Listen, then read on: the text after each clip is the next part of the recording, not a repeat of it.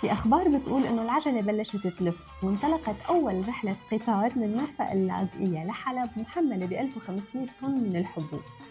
وهذا مو خبر عادي، أكيد هذا مؤشر اقتصادي. لما خط نقل استراتيجي يرجع يشتغل معناتها في تنظيم وفي حركة وفي محاولة لإعادة وصل مفاصل الاقتصاد الرئيسية. الاقتصاد ما بيرجع بضربة واحدة، بيرجع بخطوات فعلية على الأرض، ونقل الحبوب تحديداً معناتها أمن غذائي وتخفيف الكلفة وتسريع الدورة الإنتاجية. يمكن تشوفوها خطوة صغيرة بس الاتجاه كتير مهم. من Inspiration Marketing by سيبا بخبركن إنه الاتجاه هو الحركة. باي باي.